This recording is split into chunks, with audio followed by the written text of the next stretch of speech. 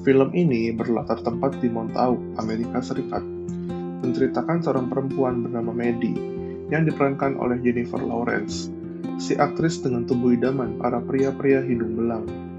Maddie yang berumur 32 tahun ini bekerja sebagai sopir taksi online Uber dan juga seorang bartender.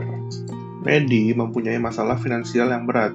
Maddie tidak bisa membayar pajak kendaraan miliknya, sementara Maddie membutuhkan kendaraan tersebut sebagai mata pencahariannya, serta untuk membayar pajak rumah peninggalan ibunya. Bahkan, saking random dan banyaknya bekas pasangan Maddie, debt collector yang menarik kendaraan Maddie karena pembayaran yang menunggak adalah salah satu dari sekian banyak mantan Maddie yang pernah mencicipi asam garam bawah selangkangan Maddie, lalu di-ghosting selama 3 bulan, yang bernama Gary. Maddie mencoba segala cara untuk menahan Gary menarik mobilnya. Bahkan Maddie menggunakan metode rayuan ani-ani. Awalnya, Gary sempat luluh karena sifat dasar Gary yang pelin-pelan. Namun salah satu sepupu Maddie keluar dari rumah dengan berbalut sempak dan meraba buah kesayangan Maddie di depan Gary. Melihat kelakuan Maddie, tanpa pikir panjang, Gary lalu membawa mobil Maddie untuk disita.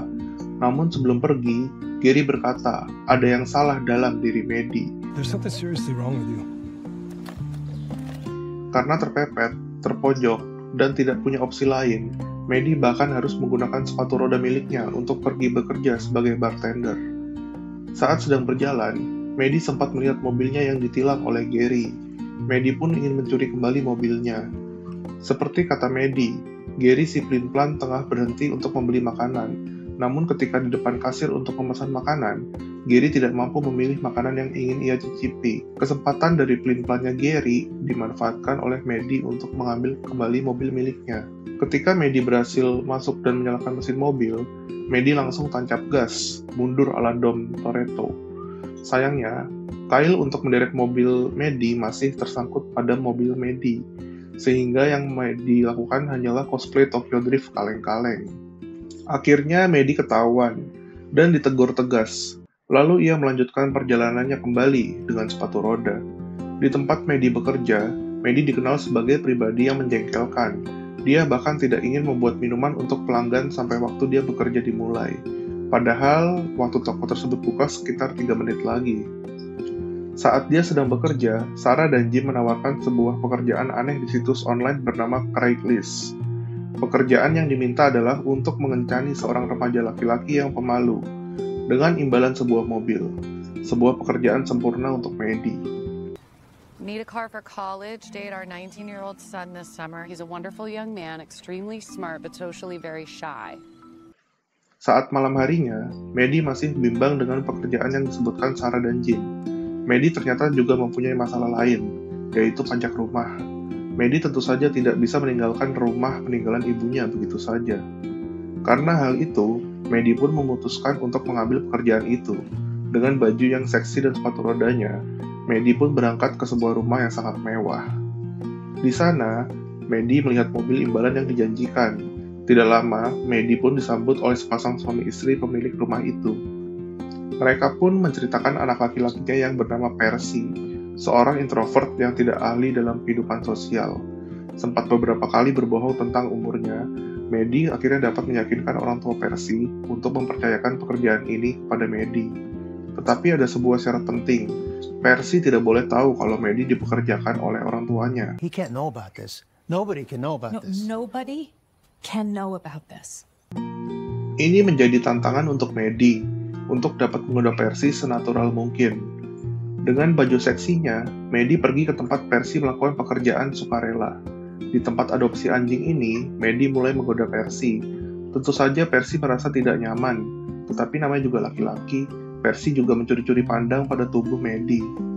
Saat mengisi data diri pengadopsi anjing, Maddie terus merayu Percy. Karena Maddie terus mengelak dengan pertanyaan data dirinya, Maddie akhirnya meyakinkan Percy untuk diantar pulang olehnya. Saat di dalam mobil Maddie yang dipinjamkan oleh temannya, Percy dari yang terlihat tertarik malah berubah menjadi ketakutan. Lihat saja mobil yang terlihat aneh, benda tajam di dalam mobil, dan seorang perempuan yang tiba-tiba tertarik padanya. Ya, Percy mengira ini adalah penculikan pembunuhan. Saat sampai di rumah Maddie, Percy yang panik menyemprotkan cairan lada ke arah Maddie. Maddie pun terlihat menyeramkan sambil berteriak kesakitan. Percy yang merasa tidak enak dengan terburu-buru menyemprotkan air untuk meredakan kesakitan Maddie. Maddie pun meluruskan kalau dirinya tertarik pada Percy. Percy pun mulai luluh kembali dan mereka sepakat untuk berkencan di esok hari. Keesokan harinya, Percy datang menggunakan jas di sebuah bar. Tentu saja pakaiannya tidak cocok dengan tempatnya. Lihat, bahkan dirinya memakai celana pendek dengan atasan jas. Percy dan Maddie pun bertemu. Saat mereka sedang asik ngobrol, Travis, sang mantan pacar Maddie yang sedang mabuk datang menghampiri. Tentu saja, Percy terlihat ketakutan. Setelah ngelantur beberapa saat, Travis pun pergi. Percy sangat bingung mengapa Maddie pernah berpacaran dengan Travis, hingga pernah melakukan hubungan intim. Padahal Maddie tidak pernah menyukai Travis. Maddie sempat tersulut emosi, tetapi Percy mengatakan hanya ingin lebih mengenal Maddie. Maddie pun terdiam. Mereka pun keluar dari bar dan pergi ke pantai untuk mencari udara segar. Maddie pun mulai merayu Percy untuk berenang ke pantai. Pastinya, Percy menolak awalnya. Tetapi saat Maddie membuka baju dan mulai berenang, Percy pun juga ikut. Saat mereka berdua berenang di pantai tanpa busana, ada 3 orang iseng yang mencoba mencuri baju mereka. Mereka mengira Maddie dan Percy tidak akan melakukan hal gila. Ternyata salah. Maddie yang tanpa busana melakukan aksi 1 lawan 3. Lihat saja aksi gila Maddie melawan 3 orang sekaligus itu. Setelah mereka bertiga kabur, Maddie pun lanjut berenang bersama Percy. Maddie terus memaksa Percy untuk melakukan hubungan intim bersamanya. Tetapi Percy yang masih perjaka tidak ingin melakukannya dengan orang yang belum dia kenal sepenuhnya. Maddie pun tersulut emosi dan meninggalkan Percy. Percy tentu tidak bisa pulang tanpa bajunya. Karena hal ini, Percy mulai memaksa Maddie untuk memberikan bajunya dengan cara menaiki kap depan mobil Maddie. Bahkan mereka sempat dikejar polisi. Tetapi entah keberuntungan dari mana, mereka pun lolos. Saat di rumah Maddie, Percy dirayu kembali oleh Maddie dengan berdansa seksi di depan Percy. Tetapi lagi-lagi gagal karena tiba-tiba alergi Percy kambuh. Di saat Maddie mengobati Percy, mereka saling berbicara semakin dekat. Percy pun mulai mengambil kendali dengan mengajak Maddie untuk berkencan besok. Keesokan harinya, mereka pun berkencan. Maddie sangat menikmati kencan bersama Percy di hari itu. Walau Maddie merasa Percy terlalu kekanak-kanakan dengan mainan jebakan jari milik Percy, Maddie masih menikmati kencannya. Tidak lama, Percy dan Maddie bertemu dengan pengasuh Percy dari kecil yang bernama Jody. Maddie tampaknya muak melihat Jody yang memperlakukan Percy seperti anak kecil, walaupun Percy sudah dewasa.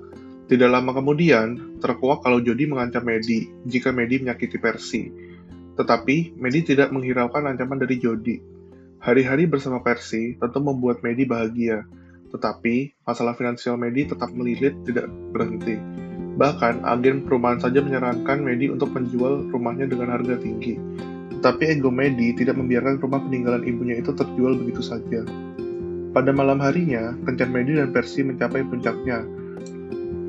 Dengan mobil limosin yang mewah, Percy mengajak Maddie untuk makan malam romantis. Maddie pun menyuruh Percy untuk memainkan piano yang dipajang di restoran itu, dengan maksud agar Percy tidak menjadi pribadi pendiam dan lugu. Karena ancaman dari Maddie, Percy pun mulai bermain piano dengan ikhlas. Percy pun bermain piano, bahkan dia bernyanyi dengan suara yang merdu. Maddie pun terdiam terpesona melihatnya.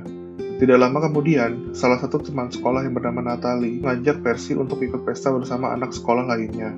Namun, Maddie bersikeras untuk meyakinkan Percy tidak ikut pesta tersebut. Percy pun hanya bisa menurut. Suasana makan malam semakin hangat, namun tiba-tiba, Percy mulai membahas hubungan jarak jauh atau long distance relationship dengan Maddie. Maddie pun sangat shock ketika Percy membahas hal itu. Karena Maddie tidak nyaman, Maddie pun mulai membelokkan topik pembicaraan. Percy pun sangat kecewa dan meninggalkan Maddie untuk pesta bersama teman-teman sekolahnya.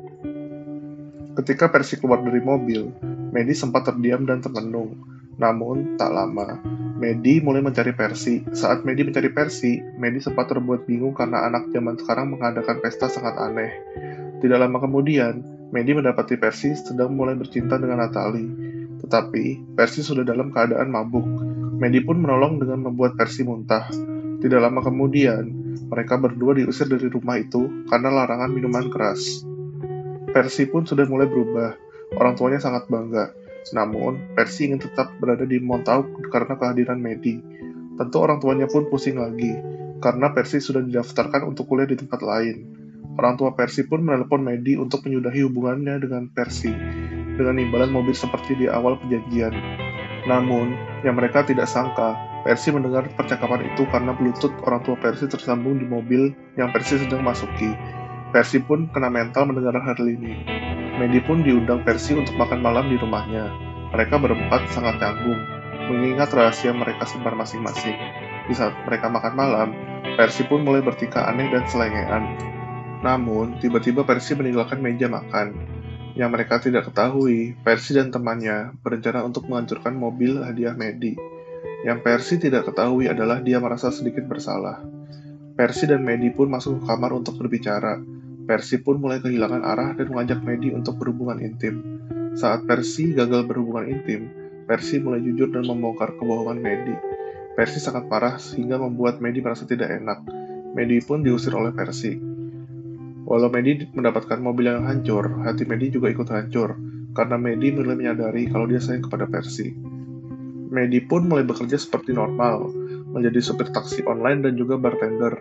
Karena stres yang dia alami, dia pun melampiaskannya dengan mencoba berhubungan dengan pria yang baru saja dia kenal.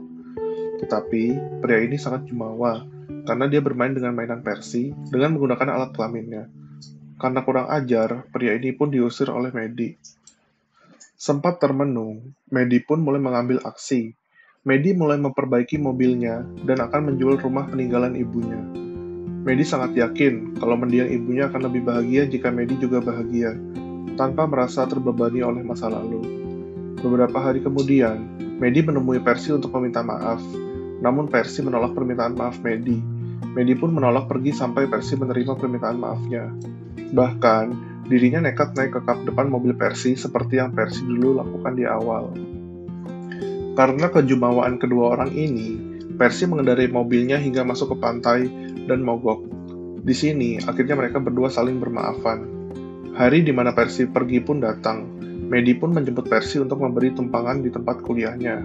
Mereka berdua pun akhirnya mengendarai mobil Maddie sambil menikmati keindahan alam Montauk untuk terakhir kalinya.